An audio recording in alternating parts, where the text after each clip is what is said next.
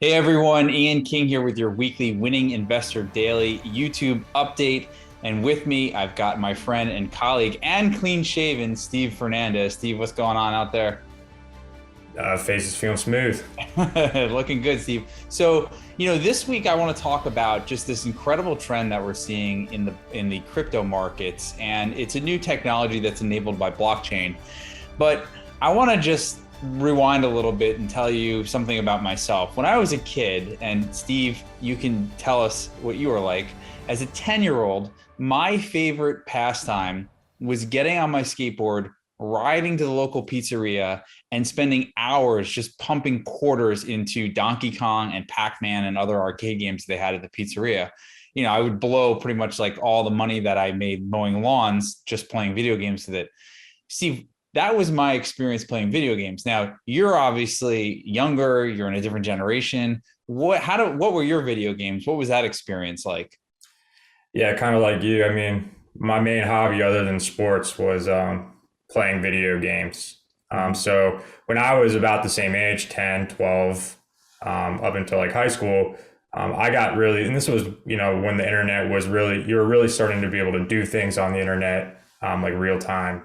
There was something called RuneScape, which is like an MMORPG, and that's Wait, all that really is. what's MMORPG, please? Yeah, I'll get to that. It's basically all it is I think it stands for mass market online role playing game. So just Okay. think of an online game where you have a lot of people playing and interacting with each other. Okay. So it's So sort of that like was a lot of my time. that's like the early versions of the metaverse, right? This is like Oh yeah, sort of a metaverse. yeah. Okay. And I mean, in the crypto video game realm, I think RuneScape has been cited a lot as being like kind of like a base layer, or that's a wrong word to use, but like a base for the crypto idea. Mhm. And so you would spend your days playing the video game, developing your characters, and what do you have to show for it now? Yeah, not much. I mean, exactly. You develop your character, you level up your characters, and then you get in-game goods. And Okay. people would buy and sell those in-game goods for in-game currency so that they can do cool stuff in the game, But if you took which is in-game fun. so you had this in-game currency from RuneScape, and what could you do with it? Just buy more stuff inside the. Yeah, basically, it was limited to in-game, content.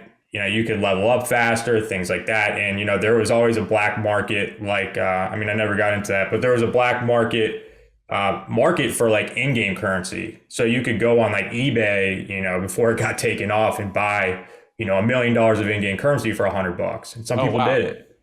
Okay, so that brings up a great point because I want to talk about the next transformation of these large, multiplayer mass market games. And it's really been enabled by blockchain technology. And first, I want to show our viewers a chart of the global video game market. Let's pull this up right now. You can see back when, young Ian was playing video games, the market was about 18 billion. And then it's grown to $172 billion today. And by 2027, we're looking at $293 billion market, with the majority of these games being the kind of games that Steve played, where it was a metaverse and a world. And what's really interesting about blockchain technology is these little digital assets they're creating in the games can be tokenized and put on a blockchain. And so you can take assets. Let's say you created, an avatar person that had a sword. Now you can take that sword and go to something like OpenSea, an NFT marketplace, and actually sell it for Ethereum. And Steve, what are that? I mean, Steve, you could have been like a crypto millionaire as a 10-year-old with all the games you're playing, right?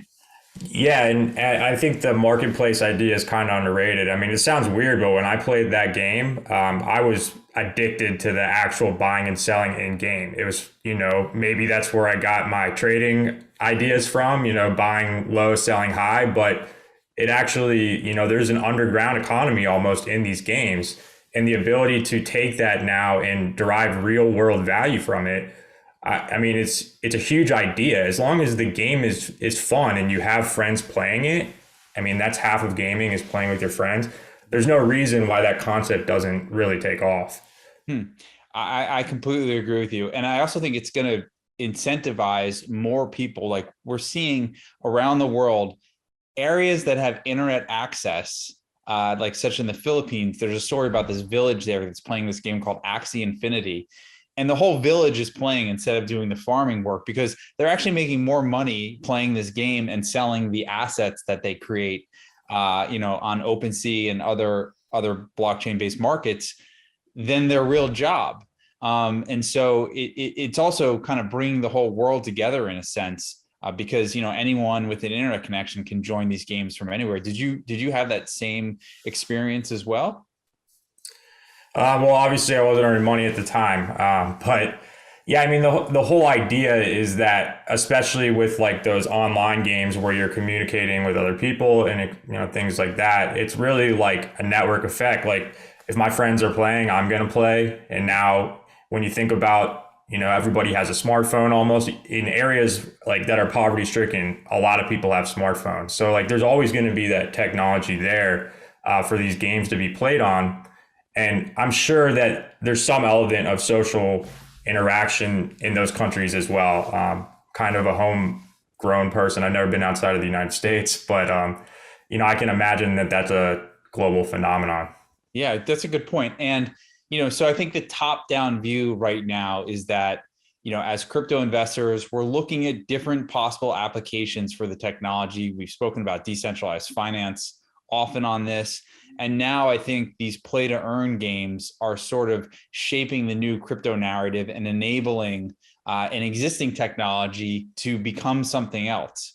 And I think it's really fascinating. This market's going to be $300 billion by the end of this decade. And the majority of these games are going to be play to earn. Why would you play a game and invest all your time and money when you get nothing back from, except, maybe you like hang out with your friends. But for me, my friends and I can hang out, and we can also try to make money on one of these play to earn games as well. So I think that's really going to be a catalyst that makes these games take off in the next couple of years and over this next decade. What do you think about that? I agree 100%. Like you said, sometimes personally, I feel guilty playing video games, like you said, because I get nothing in return. So it's hard to really spend, as much time as I used to as a kid. But with a bunch of new games spawning up, there's a good likelihood that there's going to be a really breakthrough game here. And I expect a lot of share to go to that space and a lot of awareness to spread. Mm-hmm. I completely agree with you. So that's it for this week's video. If you have any comments, if you play any play to earn games, please leave them in the comments. We'd love to hear from you. If you like our content, always smash that like button. It helps get our information out across the rest of the metaverse. For myself and Steve Fernandez, have a great weekend, and we will see you next week. Thank you.